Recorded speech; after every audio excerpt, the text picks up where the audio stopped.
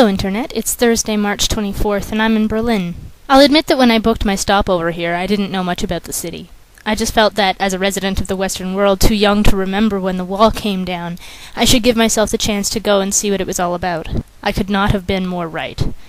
The first thing you notice about East Berlin, well, after the little socialist worker on the traffic signals, who, let's face it, is adorable, and is so popular that he's on coffee mugs and lamps and soccer balls and ice cube trays and umbrellas.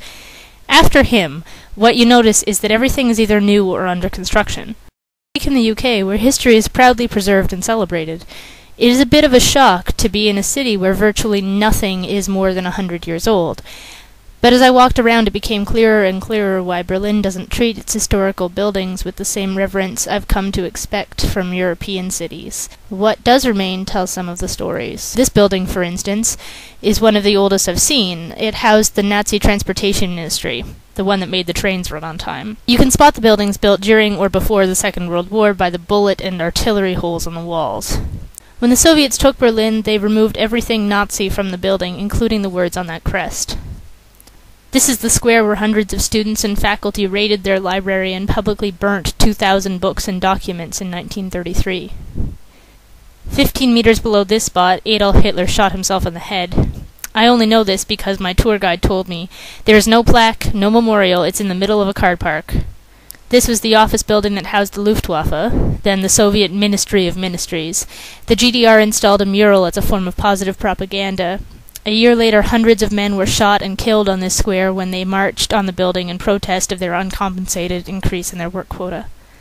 This is a piece of the Berlin Wall, the wall that surrounded capitalist West Berlin, separating it from communist East Berlin. Hundreds of people died trying to get to West Berlin over this wall. What I didn't know was that there were two walls, and in between them was the death strip. Sand so that the border guards could see your footprints, dogs, barbed wire, and trip lines.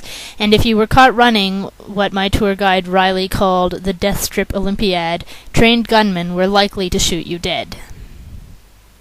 Berlin has no iconic historical buildings because as each old regime, the Kaisers, the Nazis, the Soviets, fell, the new one stepped in to destroy what was left of it. Where there is no physical trace of something that needs remembering, they have built something new. This is colloquially called the Holocaust Memorial, but in fact its title is Memorial for the Murdered Jews of Europe. How can a city ever recover from the things that happened here? There is no apology sincere enough, no monument moving enough to make up for it.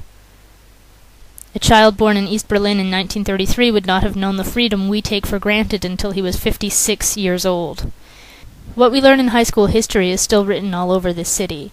So is it any wonder that the young adults here, the grandchildren of Second World War Germany, reach for the contemporary, not as an attempt to forget, but in an effort to move forward?